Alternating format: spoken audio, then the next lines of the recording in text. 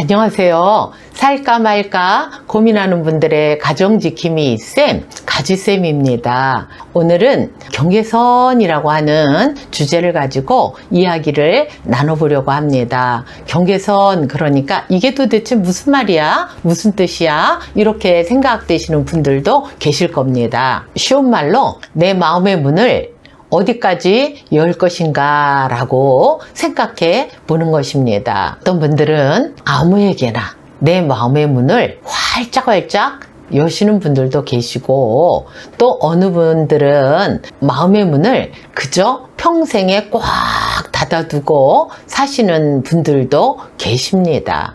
자, 집으로 비유를 한다고 한다면 집을 지었는데 창문이 하나도 없는 그러한 집을 지은 집도 있고, 어떤 집은 창문의 크기나 위치가 적절하게 배치가 되어서 환기도 되기도 하고, 또 바깥도 적절할 때 보기도 하고, 또 커튼을 달아서 닫기도 하고 하는 그러한 집을 지으신 분들도 계실 것이고, 어떤 분들이 집을 지었는데 내 기둥은 확실하게 든든하게 박아놨는데 사면이 다 트여진 그런 집을 짓고 산다고 한다면 아마 안정감은 상당히 떨어진 상태의 집일 것입니다.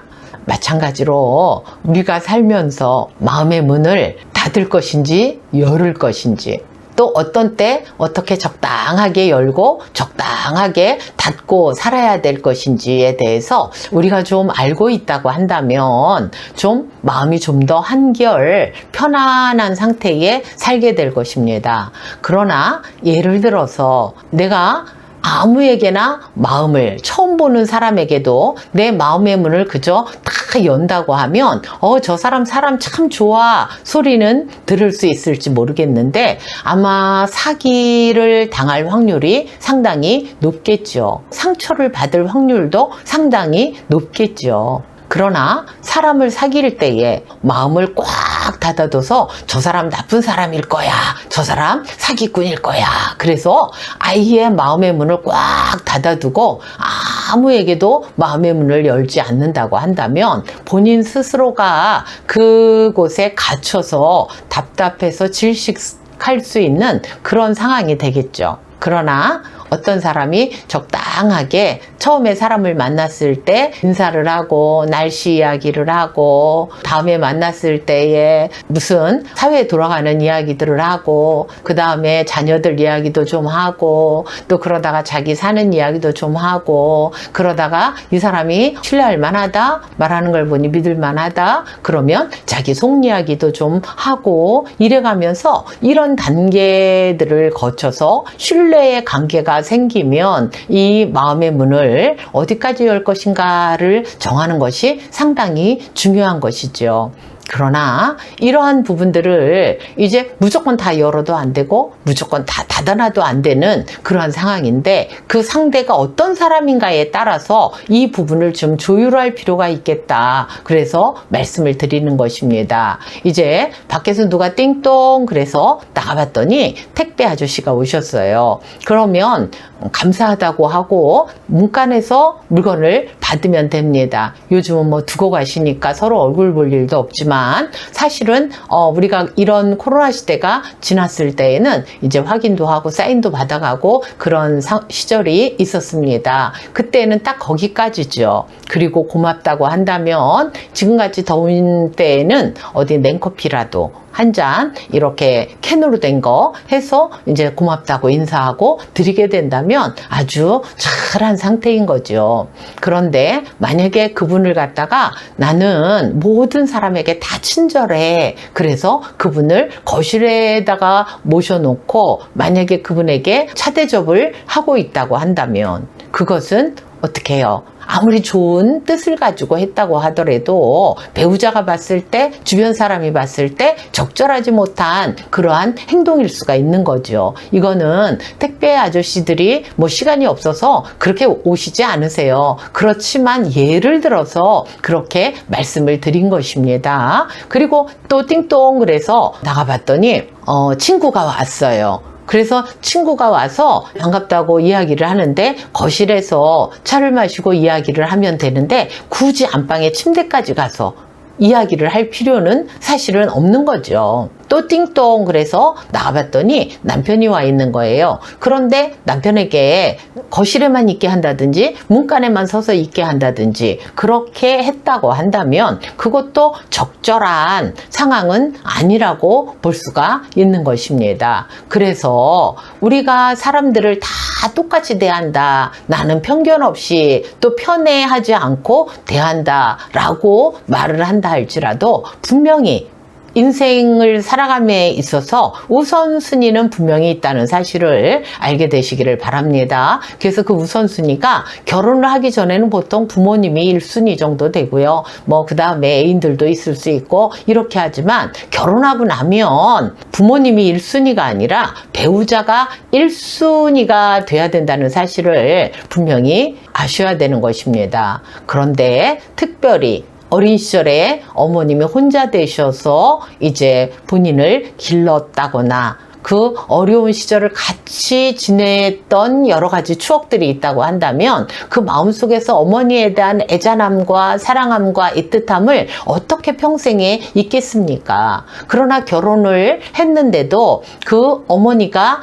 1순위가 되는 것. 그러니까 남편 입장에서 자기 어머니 또 아내 입장에서 자기 친정엄마가 1순위가 된다고 한다면 분명히 그 가정은 결혼해서 문제가 발생할 여지가 상당히 많이 있다는 것을 알게 되시기 바랍니다. 분명히 감정적으로는 그렇게 생각할 수 있겠습니다. 그 30년 전으로 그 세월 동안에 그 모든 것들을 같이 경험한 그 어머님과의 그 관계를 그렇게 쉽게 잊을 수는 없죠. 그러나 상대와 평생을 같이 살겠다고 결혼한 남편이나 아내가 1순위가 아니고 언제나 2순위 내지는 3순위가 돼서 어떤 문제가 있을 때 배우자와 상의하는 것이 아니고 자기 엄마와 먼저 1차적으로 상의를 하고 그 다음에 배우자에게 2차적으로 통보를 하고 이런 식이 된다고 한다면 그 가정은 아무리 행복하게 사는 게 소원 중에 소원이라 할지라도 그것을 지키고 살기에는 쉽지가 분명히 않을 것입니다. 그래서 제가 상담을 하다가 느끼는 것 중에 하나는 이 순서만 바꿔놔도 가정의 불화가 상당히 많이 없어진다라고 하는 것을 깨닫게 되었습니다. 그래서 내가 선택한 남편, 내가 선택한 아내가 결혼을 하면 1순위가 돼야 되는 것입니다. 분명히 양가 어머님이나 부모님보다 여러분들이 생각하는 게 물론 지식적인 면에서는 더 풍성할 수 있지만 인생을 살아온 지혜나 이런 면에서는 사실 부모님들보다 낫다 뭐 이렇게 생각하기는 좀 그렇습니다. 그럼에도 불구하고 부부끼리 상의하는 것, 그래서 또 실수도 하고 또 그러고 그게 좀 미진한 것 같으면 부모님들하고 그 다음에 2차로 상의를 하고 하는 이러한 관계 속으로 가야 되거나 또는 조금 미진하더라도 부부끼리 상의를 해서 결정하고 그것에 대해서 본인들이 책임지고 살아내고 하는 이러한 것들이 반복되어지고 훈련이 되어지고 한다고 한다면 더 좋은 방법들을 따라서 여러분들은 분명히 살게 될 것이라고 생각이 되어지는 것입니다.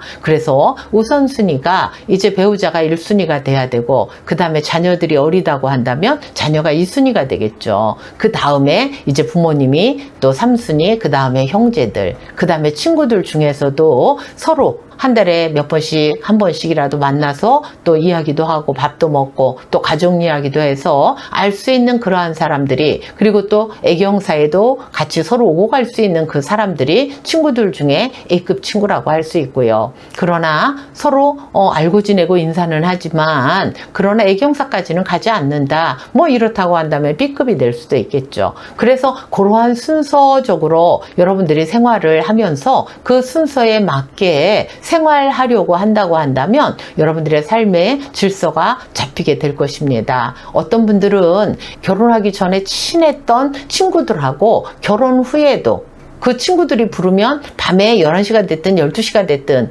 언제가 됐든 나가고, 휴일이라 할지라도 친구들이 부르면 결혼했음에도 불구하고 아내나 남편을 두고 나가게 되고, 이렇게 되면 이거는 분란의 시작이 될 수밖에 없습니다. 그래서 살다 보면 정말 이게 싸움이 될까? 나 이거 중요한 건데, 우리 엄마 중요한데, 나 우리 친구들 중요한데 라고 생각하는데 중요하지 않다는 게 아닙니다. 그러나 결혼을 했다고 한다면 어떤 것이 1번이 되는가 라고 하는 부분에 대해서 여러분이 신중하게 생각을 하면서 여러분들이 마음의 문을 누구한테 어디까지 열 것인가, 그 순서에 따라서 여러분들이 마음의 문을 열어가면서 생활을 한다고 한다면 여러분 삶 속에 어떤 문제로 인하여 실수하거나 하는 일들이 상당히 줄어들지 않을까. 또 여러분들 마음속에 늘 그래도 내가 하고 싶은 이야기 할 수도 있고 생각해 볼 수도 있는 이러한 삶을 살게 된다고 한다면 여러분들의 삶이 질적으로 좀 더 풍성한 삶이 될 것이라고 저는 확신합니다. 그래서 여러분들이 어디까지 내 마음을 열 것인가, 누구에게 열 것인가 라고 하는 부분들, 그 순서는 어떠한 순서로 진행되어지는 것이 좋을 것인가 라고 하는 부분을 꼭 한번 생각해 보시고, 또 순서가 바뀌었다고 한다면 여러분들은 그 순서를 제대로 놓게 되시기를 바랍니다. 이거는 여담인데요. 어떤 사람들은 애완동물들을 기르는데 애완동물이 1순위가 된 사람들이 있더라고요, 배우자보다. 그러면 그건 당연히 싸울 수밖에 없습니다. 애완동물들 사랑하죠. 그러나 배우자가 1순위라는 사실 잊지 않게 되시기를 바랍니다. 감사합니다.